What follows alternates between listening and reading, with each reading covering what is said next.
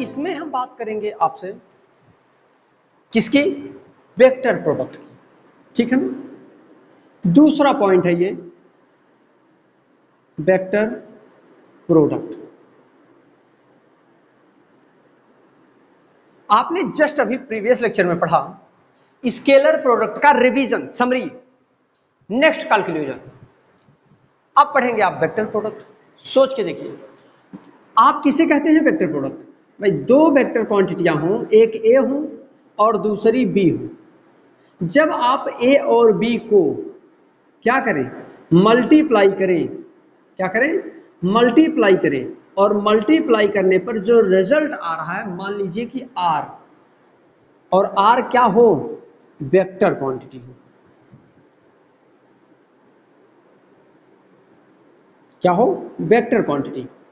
इसी vector quantity वाले result वाले प्रोडक्ट को हम कहते हैं वेक्टर प्रोडक्ट। क्या कहते हैं, वेक्टर प्रोडक्ट। इसका एक दूसरा नाम और भी है, क्रॉस प्रोडक्ट।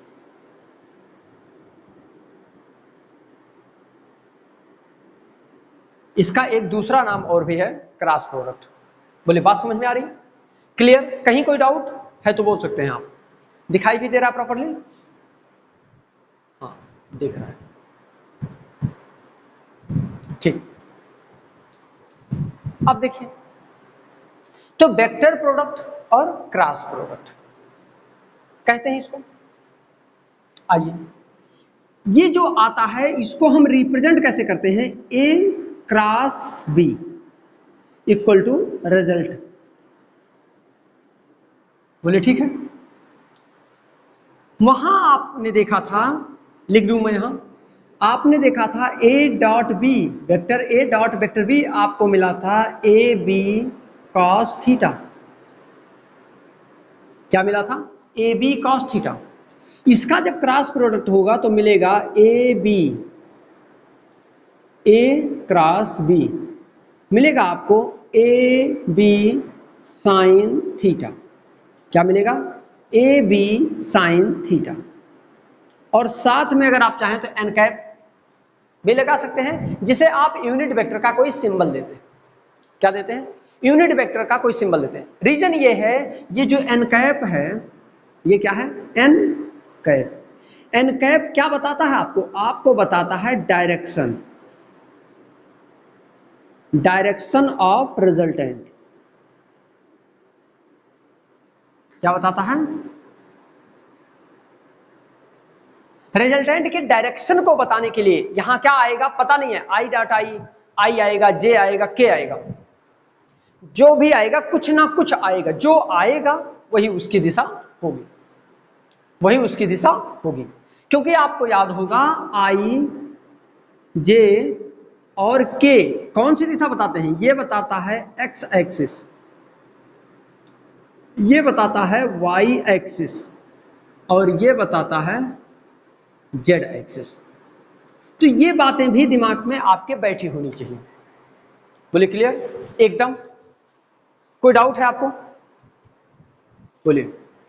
अब जो यूनिट वेक्टर आपने पढ़ा था, थोड़ा सा और कॉन्सेप्ट पढ़िए तब प्रॉपर्टी पर बात करें हम इसकी। जो इसका यूनिट वेक्टर होता है, हाँ थोड़ा सा पहले हम फिगर बना देते हैं, यूनिट वेक्टर ही समझा देते हैं, उसके बाद हम यूनिट वेक्टर। क्रॉस प्रोडक्ट में कैसा बिहेव करेगा, ये एक्स है, ये वाई है, और ये जेड एक्सिस है। आप जानते हैं यही तो आई है, आई कैप, यही तो आपका जे कैप है, और यही है आपका के कैप।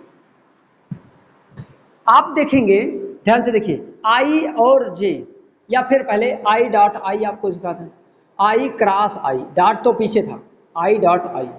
अच्छा, आई डॉट आई को आप लिख सकते हैं, जैसे ए बी है तो इसको लिख सकते हैं ए बी साइन थीटा, लिख सकते हैं ना। तो इसको भी लिख सकते हैं आप, ए आई डॉट आई को आई आई साइन, और थीटा की वैल्यू क्या है, सॉरी थीटा की वैल्यू क्या है, 0, क्योंकि जब आई डॉट आई लेंगे तो दोनों इसी डायरेक्शन में होगा, तो आई डॉट आई में थीटा 0 होगा। सोचिए, ये हो जाएगा आई स्क्वायर, और साइन थीटा की वैल्यू, साइन 0 की वैल्यू क्या होती है, 0। यानी I square into zero equal to क्या आ जाएगा, जीरो। मतलब एक चीज समझ में आया यहां कि आई cross I equal zero, J cross J equal zero, के क्रॉस के इक्वल जीरो। समझ में आ रहा है? जैसा आप चाहते हैं वैसा ही ये लेक्चर बहुत ही आराम से, बहुत ही खूबसूरत लेक्चर बनाने की कोशिश की जा रही है। जितना पॉसिबल केसेस हैं उतने आपको बताए जा रहे हैं। आईजेके में जहां कहीं मैं भूल जाऊं, कैप ना लगाऊं, तो आप लगाना मत भूलिएगा, आप जरूर लगाइएगा, ठीक है ना? एक चीज समझ में आ गया। अच्छा, अगर मैं डिफरेंट से करूं, सेम से करने पर तो सारा जीरो हो गया, डिफरेंट से करूं, आइए देख लो। अगर मैं कर दूं आई क्रॉस जे, अगर हम आई जे को मल्टीप्लाई करें तो क्या मिलेगा, आई जे साइन थीटा। अच्छा, जब दोनों डिफरेंट लेंगे तो दोनों बीच का एंगल क्या होगा, 90 डिग्री, क्योंकि ये तीनों क्या है एक दूसरे के परपेंडिकुलर, तो साइन 90। आई जे साइन 90, साइन 90 की वैल्यू होती है 1। क्या होती है साइन 90 की वैल्यू, तो आई जे इंटू 1 इक्वल टू मिल जाएगा आई जे। अब थोड़ा सा यहां और चीज जानना चाहिए, राइट हैंड रूल आपको मालूम होनी चाहिए। क्या, राइट हैंड रूल याद होना चाहिए ये भी, क्योंकि यहां इसकी जरूरत पड़ेगी। इधर देखिए, इसके जो डायरेक्शन का डिक्लेरेशन करते हैं हम, उसको एक सर्कल बना लीजिए और वहां 3 बिंदुएं ले लीजिए। ऐसा, एक को आप आई बोल दीजिए, दूसरे वाले को आप जे बोल दीजिए, और तीसरे वाले को आप के बोल दीजिए। क्या बोल दीजिए, आई जे और के बोल दीजिए। तो इसको हमने के बोल दिया। अब देखिए, जब अब ये क्लॉकवाइज चलना चाहिए, कैसा, ऐसे क्लॉकवाइज, घड़ी ऐसे चलती है ना, तो क्लॉकवाइज चलाइए इसको। अब क्लॉकवाइज चलाते हुए आप देखिए, इसको क्या बोलते हैं, इसको आई जे के। तो आई और जे जब आएगा तो उसका आंसर तीसरा जो बचेगा वो के आएगा। मतलब आई जे यहां आ रहा है तो क्या होगा, के होगा। फिर देखिए, अगर जे और के ले लें तो आंसर उसका क्या आएगा, आई आएगा। क्या आएगा, आई। ठीक, जैसे जे के आ रहा हो तो इसका आंसर क्या होगा, आई आ जाएगा। अगर के और आई ले लिया जाए तो उसका आंसर के, और आई लिया जाए तो उसका आंसर क्या आएगा, जे आएगा। मतलब दो को मल्टीप्लाई करेंगे और तीसरा इसका क्या होगा, आंसर होगा। एक चीज, ये तो पहला कंक्लूजन। दूसरा देखिए, अगर मान लीजिए इसका डायरेक्शन क्या हो, एंटी क्लॉकवाइज हो, भाई घड़ी की विपरीत दिशा में ऐसा चल रहा हो। अगर ये घड़ी की विपरीत दिशा में चल रहा है तो आप एक चीज नोट कर लीजिए कि इसका डायरेक्शन उल्टा हो गया ना। क्या हो गया, डायरेक्शन अपोजिट हो गया, डायरेक्शन अपोजिट। तो जो रिजल्ट होगा अपोजिट, जो रिजल्ट होगा उसका भी डायरेक्शन निगेटिव हो जाएगा, क्योंकि अपोजिट यहां होने का मतलब क्या, negative.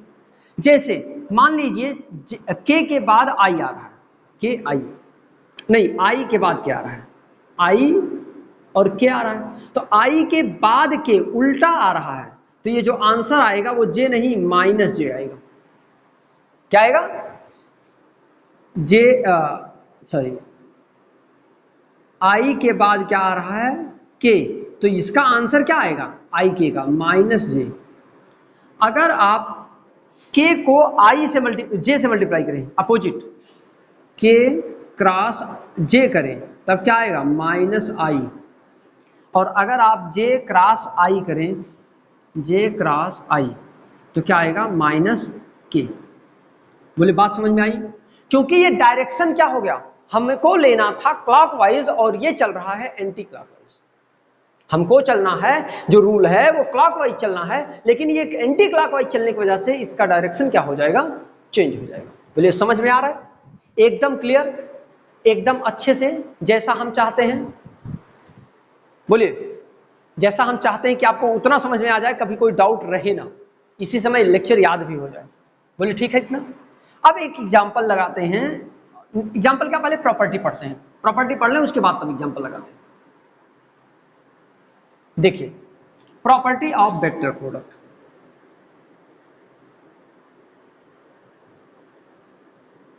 Property of vector product. अच्छा, दो वेक्टरों का प्रॉपर्टी क्या होगा? ये कम्यूटेटिव लॉ को फॉलो नहीं करता है ना, तो क्या ये लिखने की जरूरत है? नहीं, लेकिन हाँ लिखने की जरूरत है। कम्यूटेटिव लॉ को फॉलो नहीं करता, इसका मतलब ये किसका? एंटी कम्यूटेटिव लॉ को फॉलो करता है, एंटी कम्यूटेटिव प्रॉपर्टी को फॉलो करता है। एंटी कम्यूटेटिव का मतलब समझ में आ गया होगा। जैसे कोई वेक्टर ए है और किसी दूसरे वेक्टर बी से आप मल्टीप्लाई करो और दोबारा क्या कर दो, बी क्रॉस ए कर दो, बी को ए से मल्टीप्लाई करो, आएगा, इसकी वैल्यू समान हो सकती है लेकिन विद नेगेटिव साइन। एंटी मतलब opposite sign, minus A cross B equal to minus B cross A. बोले समझ में आ रहा है ना, एकदम मस्त। तो ये a cross B equal to minus B cross a आएगा। बोले समझ में आया, एकदम क्लियर। कि अगर मैं चाहूं तो मैं लिख सकता हूं a cross b not equal to b cross a. भाई वैल्यू तो सेम रहेगी लेकिन निगेटिव हो जाएगी ना। जैसे मान लीजिए ए क्रॉस बी की वैल्यू 5 आ रही है और बी क्रॉस ए की वैल्यू -5 आ जाए, क्या हुआ? एकदम अपोजिट है। इसका मतलब क्या ये इक्वल है? अरे भाई ये धनात्मक है, ये अमीर है, इसके पास 5 रुपए हैं, अमीर है, और ये उधार है, तो ये तो गरीब हो गया ना इसके कंपैरिजन। बोलिए, तो इस वजह से ये क्या होता है? नॉट इक्वल होता है। बोलिए समझ में आया। दूसरी बात, डिस्ट्रीब्यूटिव प्रॉपर्टी। दूसरी प्रॉपर्टी है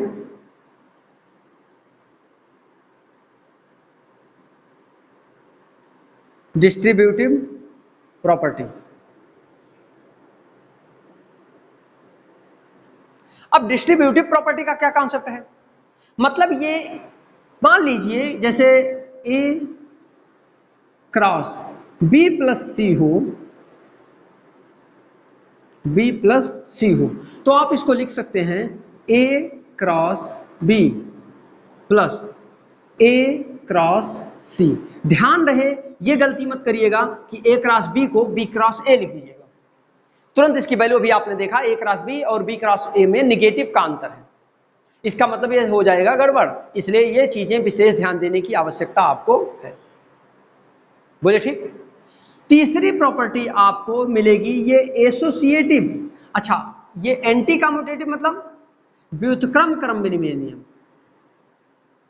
व्युत्क्रम विनिमय नियम, व्युत्क्रम विनिमय नियम।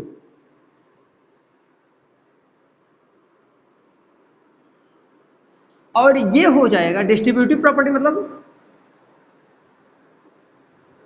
डिस्ट्रीब्यूटिव का मतलब होता है, चलिए हिंदी नहीं आ रहा है, हिंदी नहीं आ रहा है, ठीक है ना, अभी आएगा तो बता देंगे। एसोसिएटिव प्रॉपर्टी, एसोसिएटिव प्रॉपर्टी को हम साहचर्य नियम कहते हैं। अब इसका साहचर्य गुण वितरण नियम, इसको वितरण कहते हैं, वितरण, ठीक है ना। अब ये देखिए साहचर्य नियम क्या है। मतलब जैसे मान लीजिए है a cross a plus b, a plus b vector है दोनों, cross product of b plus c, sorry c plus d लिख दो, c plus d. A plus b ये वेक्टर लगा है, a plus b cross product of c plus d. इसका मतलब ये इसके साथ एक बार, फिर यही इसके साथ, ये इसके साथ एक बार, इसके साथ। इसका मतलब इसका जो रिजल्ट आएगा वो क्या आएगा? देखिए a cross c plus a cross d, a cross d plus b cross c, b cross c plus b cross d, b cross d. बोले समझ में आया? बोले समझ में आया? इतनी बातें समझ में आई? बोलिए बोलिए, अगर आ गया हो तो आगे बढ़े। अब देखिए क्रॉस प्रोडक्ट ऑफ, अगला प्रॉपर्टी। देखिए एक चीज बता दूं, थोड़ा थोड़ा आपको याद करना पड़ेगा क्योंकि है एकदम जो आपने क्लास 9th में पढ़ा उससे एकदम डिफरेंट है ये। आप पहले ही चैप्टर से पढ़ रहे हैं, डायमेंशन भी एकदम डिफरेंट चीज आ गया। हाँ, आपके अगर टीचर ने क्लास में लिया रहा होगा तो हो सकता है थोड़ा बहुत इंट्रोड्यूस करा दिया रहा हो 10th में ही कि डायमेंशन भी इसका निकलता है, कैसे निकलता है, ये सारी चीजें हो सकता है उसने एक्सप्लेन करके बता दिया हो, ठीक है ना, हल्का फुल्का इंट्रोडक्शन दे दिया हो आपको। लेकिन है ये एकदम नई चीज, आप इसको गलती से भी क्लास 10th समझने की समझने की गलती मत करिएगा, गलती से भी ये गलती नहीं होनी चाहिए, क्योंकि ये क्लास 10th नहीं, क्लास 11th है और बहुत अच्छी चीज है। ये मैं नहीं कहता हूं कि नहीं होगा आपसे, लेकिन मैं ये जरूर कहता हूं कि संघर्ष करना होगा। संघर्ष जितना अच्छा होगा रिजल्ट उतना अच्छा आएगा, और संघर्ष जितना कम रहेगा रिजल्ट उसी हिसाब से डाउन हो जाएगा, ठीक है ना। तो हमें आशा करते हैं कि ये समझ में आएगा, ठीक। अच्छा, अगर हम अगली प्रॉपर्टी, चौथी प्रॉपर्टी, अगर हम cross product of two parallel vector करें, क्या cross product of two parallel vector,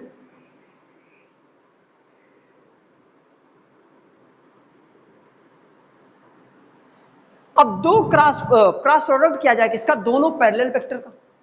अगर हम पैरेलल वेक्टर की बात करें, ध्यान से सोचिएगा, तो थीटा इक्वल टू क्या हो जाएगा, 0। देखिए ये नेसेसरी नहीं है कि थीटा इक्वल टू 0 हो, क्योंकि थीटा इक्वल टू 0 ये तब होगा जब दोनों का डायरेक्शन ए और बी दोनों का डायरेक्शन सेम होगा, लेकिन पैरेलल ये भी तो है, तो थीटा इक्वल टू यहां क्या हो जाएगा, 180 हो जाएगा। बात समझ में आ रही है। तो ये गलती मत करिएगा कि मतलब पैरेलल है तो जीरो हमेशा होगा, नहीं, एक बेसिक कॉन्सेप्ट लेके हम समझाएंगे आपको कि कैसे होगा। अगर दो, हम समझाने की कोशिश करते हैं, अगर दो वेक्टर हो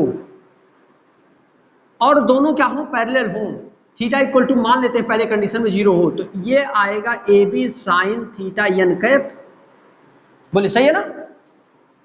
इसका मतलब आएगा ए बी तो ऐसे रहने दीजिए, अच्छा साइन थीटा की वैल्यू क्या हो जाएगा, 0, साइन 0 एन कैप।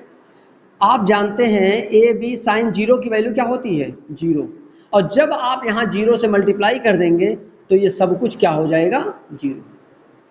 मतलब एक चीज समझ में आया कि अगर दो क्रॉस प्रोडक्ट किया जाए, दो पैरेलल वेक्टर्स हो और सेम डायरेक्शन में हो तो 0 आ जाता है। दूसरा कंडीशन देखिए, थीटा इक्वल टू जब 180 होगा तब भी तो पैरेलल होगा, तब भी पैरेलल होगा, तो आप इसको लिख सकते हैं a cross B equal to a B sine 180 degree, theta का मान हो जाएगा एन कैप 0। ये देखिए, तो ए बी और साइन 180 की वैल्यू भी क्या होती है, 0 एन कैप, तो इसलिए ये भी क्या मिल जाएगा, 0। इसका मतलब हाँ, अब बोल सकते हैं आप कि अगर दो वेक्टर हो और दोनों का दोनों एक दूसरे के पैरेलल हो, तो उनका जो प्रोडक्ट आएगा, उनका जो रिजल्ट आएगा क्रॉस प्रोडक्ट करने पर, वो क्या आएगा, 0 आएगा। क्या आएगा, 0। हमने दो पैरेलल कंडीशन के दो बन सकते थे, theta equal to 0, theta equal to 180, इससे ज्यादा नहीं बन सकता था। तो ये दोनों मैंने समझाने की पूरी कोशिश की है। मुझे आशा है कि समझ में आपको आ रहा है और आप इंजॉय भी कर रहे होंगे। आगे बढ़े, आगे बढ़े, एक हम क्वेश्चन देते हैं, क्योंकि लेक्चर्स लगभग कॉन्सेप्ट, इसके बेसिक कॉन्सेप्ट जो थे वो खत्म हो चुके हैं। अच्छा नहीं, अभी एक चीज और बचा हुआ है, पहले वो हम बात कर लें, ठीक। जो क्रॉस प्रोडक्ट होता है वो दो प्रकार से होता है, एक कंपोनेंट प्रोडक्ट, क्या होता है, छोटा क्वेश्चन लेके सॉल्व करके बताएंगे। जो क्रॉस प्रोडक्ट होता है वो दो तरीके से सॉल्व किया जाता है, एक कंपोनेंट प्रोडक्ट, कंपोनेंट प्रोडक्ट, और एक दूसरा होता है डिटरमिनेंट प्रोडक्ट।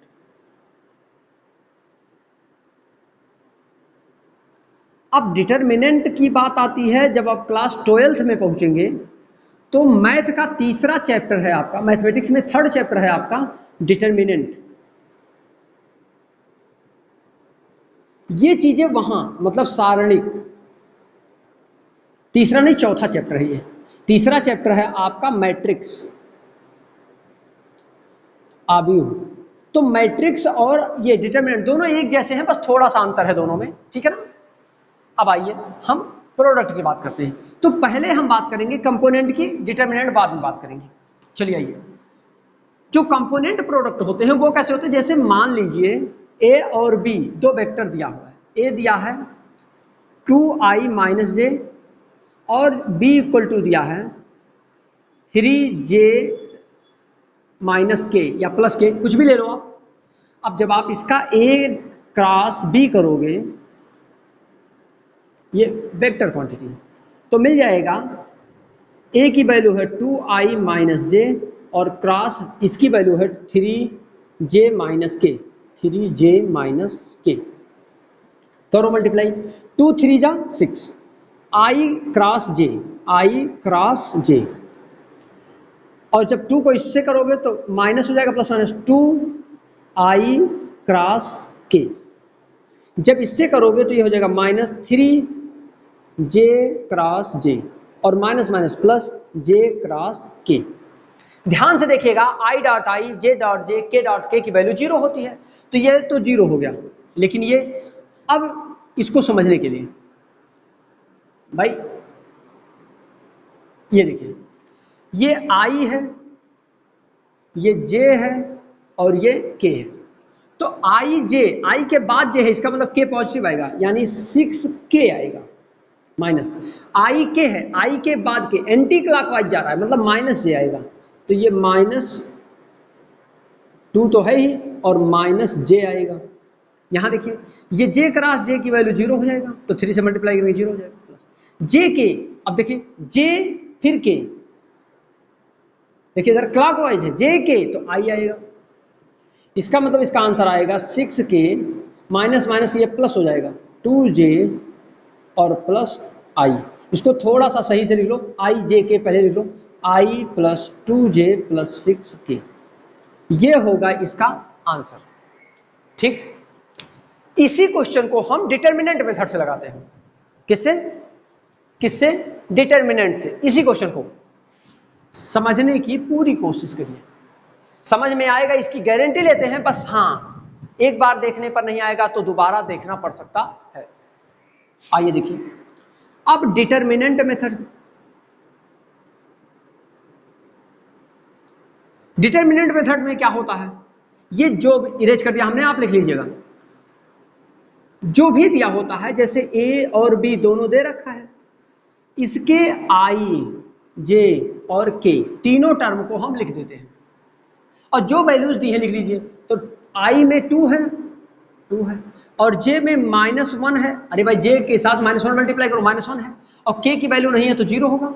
यहां देखो 3i, सॉरी 0 है i के लिए, j k है तो 3 होगा और ये 1 होगा। इसको प्रोडक्ट करने का प्रीवियस लेक्चर में हमने बताया था, फिर भी यहां देखो i जो है लेंगे जब आप, तो ये पूरा कॉलम और ये पूरा रो छूट जाएगा, जो बचा उसका मल्टीप्लाई होगा, तो -1 × 1 मतलब -1, -3 × 0 0 हो जाएगा। माइनस j ले लेंगे, समझिए फिर से, हम प्लस j अगर ले लेते हैं तो ये रो और ये कॉलम छूटेगा। अब ये फ्री हो गया है, बोलिए, तो जब ये फ्री हो गया है तो जब j लेंगे आप, तो j लेने पर उल्टा मल्टीप्लाई करना पड़ता है, 0 × 0 -2 × 1। देखिए 0 × 0 0 हो जाएगा, -2 1 जा 2, ऐसा लिखना चाहिए।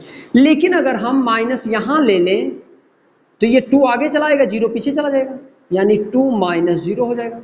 अब देखिए, जब माइनस j ले लेते हैं तो ऐसा मल्टीप्लाई होता है, 2 1 जा 2, जैसा आपने पहला किया था, तो 2 1 जा 2 -0, तो 2 -0 प्लस k ले लीजिए, k लेंगे तो ये रो और ये छूटेगा, तो ये फ्री हो जाएगा, तो 2 3 जा 6 -0 1 जा 0, ये मिल जाएगा।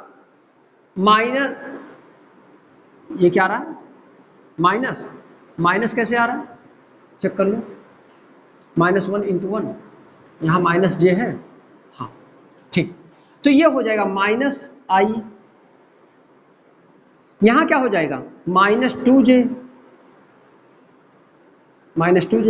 और यहाँ क्या आ जाएगा +6k, क्या आ जाएगा +6k।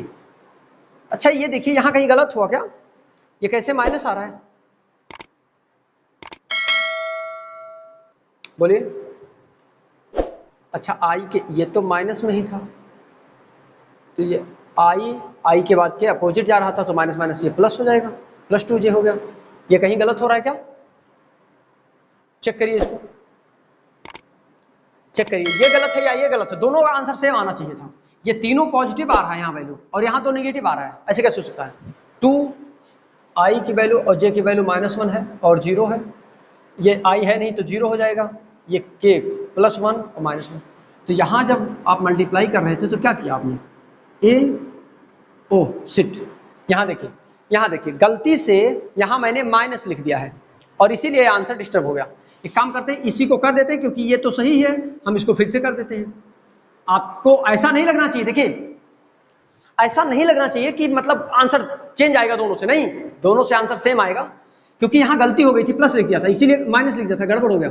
आइए फिर से देखिए, 2 को 3 से करेंगे तो 2 3 जा 6 आई जे, आई क्रॉस जे, जब इससे करेंगे तो प्लस है, प्लस 2 1 जा 2 आई क्रॉस के, यहां जब इससे करेंगे तो -3 1 जा 3 जे क्रॉस जे, प्लस माइनस माइनस जे क्रॉस के, बोले ठीक है। तो ये हो जाएगा, देखिए तो ये हो जाएगा 6 आई जे। अब यहां देखिए, इसको फिर से समझा दूं, यहां देखिए ये आई है, ये जे है और ये के है, क्लॉकवाइज लेना है, बाकी निगेटिव ले लेंगे, नहीं तो ये क्लॉकवाइज लेंगे, बाकी अगर आएगा तो निगेटिव ले लेंगे। तो आई जे, आई के बाद जे आ रहा है यानी के, 6 के आएगा, जे आई के है, आई के बाद के उल्टा जा रहा है, देखिए उल्टा जा रहा है, इसका मतलब माइनस जे आएगा, तो प्लस माइनस माइनस हो जाएगा, -2 जे, और ये तो जे जे 0 हो जाएगा, -0 हो गया, और ये माइनस जे और के, जे के बाद के है, इधर देखिए जे के बाद के है तो आई आएगा, बोलिए तो आई नेगेटिव आएगा ना भाई, ओ सॉरी पॉजिटिव आएगा, जे के बाद के है तो पॉजिटिव आई आएगा, तो आई आ जाएगा। अब देखिए ये आई जे को आगे लिख लो, तो चलो अच्छा पहले लिख लें -2 जे और -i, अब इसको आगे लिखो तो -i -2 जे और +6 के। अब चेक करिए आंसर, तो दोनों सही है, बोलिए समझ में आया? तो आप इस चीज को जाने रखिए कि ये चैप्टर खत्म हो गया है, लेकिन हाँ छोड़ेंगे नहीं, अभी नहीं छोड़ेंगे, 4 से 5 लेक्चर कम से कम और बनाएंगे जो इंपॉर्टेंट न्यूमेरिकल्स हैं, जो आपके बेसिक कॉन्सेप्ट को पढ़ने वाले सारे कॉन्सेप्ट को रिवाइज करा देंगे। ऐसा क्वेश्चन लेकर हम अगले लेक्चर में आएंगे। फिर मिलते हैं हम आपसे नेक्स्ट लेक्चर में। All the very best. अगर आपने अभी तक लाइक नहीं किया, लाइक करें, शेयर करें अपने फ्रेंड के साथ, और अगर आपको अच्छा लगा है तो कमेंट करके जरूर बताएं कि कैसा लगा। Thank you so much.